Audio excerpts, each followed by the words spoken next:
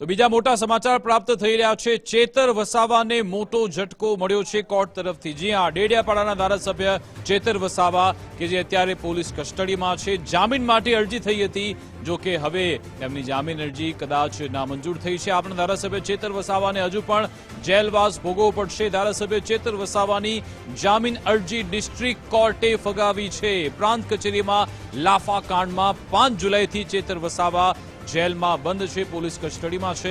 આ લાફા કાંડમાં એ વખતે એફઆઈઆર દાખલ થઈ હતી અને ત્યારે જ તેમને અટકાયત કરવામાં આવી, ધરપકડ થઈ હતી।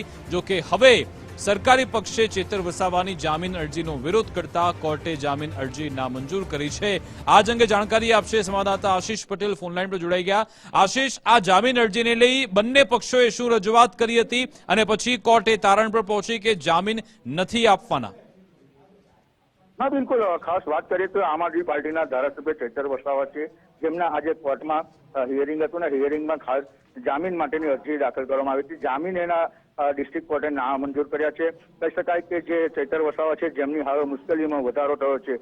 5 જુલાઈથી જેઓ જેલમાં છે અને 5 જુલાઈથી જેલમાં સતત રહેલા છે, હવે એમને આગળ પણ જેલમાં જવું પડશે, કારણ કે જે તાલુકા પંચાયતના પ્રમુખ સંજય વસાવા પોલીસ ફરિયાદ કર્યા બાદ ચેતર વસાવા સેન્ટ્રલ જેલમાં મૂકવામાં આવ્યા હતા અને તે અનેકવાર જે એમના વકીલો જે છે એમને જામીન અરજી મૂકી હતી, પરંતુ પોલીસે પણ એમની એફિડેવિટ ના મૂકતા એમનો વિલંબ થયો હતો। પરંતુ હાલ આજે જે એના જામીન જે અરજી કરવામાં આવી હતી, જે રાજપીપળા ડિસ્ટ્રિક્ટ કોર્ટે નામંજૂર કરતા હવે ચેતર વસાવા જેલમાં રહેશે અને એમની મુશ્કેલીનો વધારો થયો છે। હવે એમના જે વકીલ છે, જે વકીલના કહેવા મુજબ હવે જેઓ હાઈકોર્ટ જશે અને હાઈકોર્ટના દરવાજા ખખડાવશે, જ્યાં પણ એમને જામીન મળે છે કે કેમ, એ મોટો પ્રશ્ન થશે। જી અચ્છા, એવું શું કારણ રહ્યું, કયું તારણ હતું જેના આધારે તેમને જામીન આપવામાં નથી આવ્યા? સરકાર વકીલ તરફથી શું કહેવામાં આવ્યું હતું?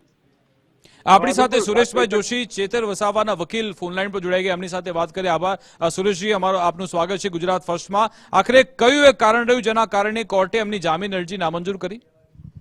હમણાં છેલ્લે વાંચ્યું, આખું તો જજમેન્ટ નથી વાંચ્યું, હજુ અપલોડ થાય છે, એમાં નકલ આવશે પછી વાંચીશું। પણ મુખ્ય કારણ એવું જણાવે છે, છેલ્લે લખ્યું છે કે એમને લઈ ગયા પછી જે લોકોએ આક્રોશ બતાવ્યો અને વિડીયો નામદાર કોર્ટમાં રજૂ કર્યા, કદાચ એ કારણ હોય, બાકી મેરિટ પર તો એમને કોઈ નુકસાન થયું છે।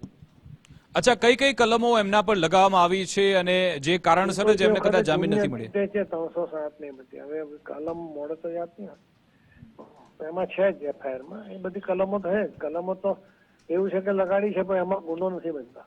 પણ પછીનું આ જે વર્તન જે છે લોકોનું, એ કદાચ નામદાર કોર્ટે ધ્યાનમાં લીધું એવું લાગે છે। એમાં 2-3 શબ્દો વાંચ્યા છેલ્લા જજમેન્ટ।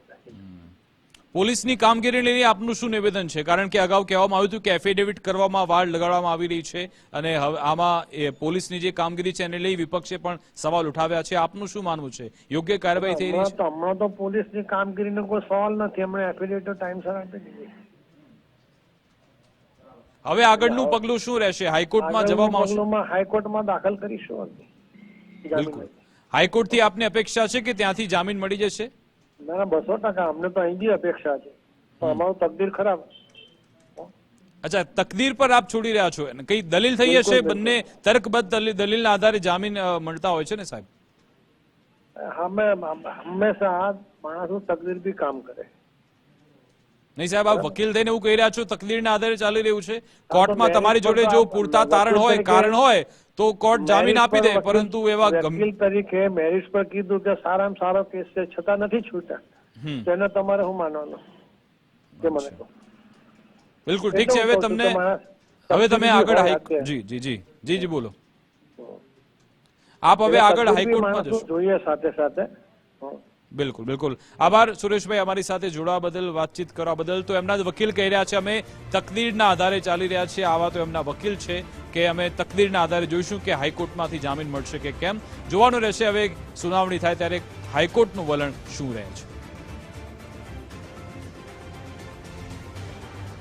ડેડિયાપાડા તાલુકા પંચાયત પ્રમુખ સંજય વસાવાએ ફરિયાદ કરી છે। આ તરફ જીતુભાઈ ગોહિલ આપણી સાથે જોડાઈ ગયા છે, સરકારી વકીલ છે, એમની સાથે વાત કરીએ। જીતુભાઈ, આખરે કયા તારણ તમે રજૂ કર્યા હતા જેના કારણે આ જામીન અરજી નામંજૂર થઈ છે? સરકાર પક્ષે શું તર્ક રાખવામાં આવ્યો કે કેમ ન મળવા જોઈએ જામીન? સરકાર પક્ષે આપણે અગાઉ જે ગુનાહિત ઇતિહાસ હતો એ દર્શાવવામાં આવેલો હતો, એની દરેક એફઆઈઆર રજૂ કરવામાં આવેલી હતી, તેમજ એમને અગાઉ 2 ગુનામાં કન્ડિશનલી જામીન મળેલા, એ બ્રીચ થયેલા હતા, એ પણ દર્શાવવામાં આવેલું કે ફરીવાર આવો કોઈ ગુનો કરવો નહીં. ત્યારબાદ એમને એમના સમર્થકો તરફથી એક સોશિયલ મીડિયામાં એવું વાતાવરણ ઊભું કરેલું કે ભાઈ જો જામીન નહીં આપવામાં આવે તો અમે તમામ સરકારી કચેરી તેમજ જેલને નુકસાન પહોંચાડીશું, અને એ રીતનો એક માહોલ પેદા કરવામાં આવ્યો. એ પણ વિડીયો બધા વાયરલ થયેલા હતા, એ પોલીસ તરફથી રજૂ કરવામાં આવેલા હતા અલગથી પેનડ્રાઈવમાં. એ પણ સાહેબે નામદાર કોર્ટે એને ધ્યાનમાં લીધા, જોયા, અને ત્યારબાદ એમની જામીન અરજી નામંજૂર કરવામાં આવી છે. બિલકુલ આભાર જીતુભાઈ અમારી સાથે જોડાવા બદલ, વાતચીત કરવા બદલ. તો આ બધા અલગ અલગ કારણ રજૂ કરવામાં આવ્યા કે જો એમના જે સમર્થકો છે જાહેરમાં ધમકી આપતા હોય છે, અગાઉ જે એમને જામીન અરજી મળી છે, જામીન મળ્યા હતા એ પણ બ્રીચ થયા છે, એનો પણ ભંગ કરવામાં આવ્યો છે શરતોનો.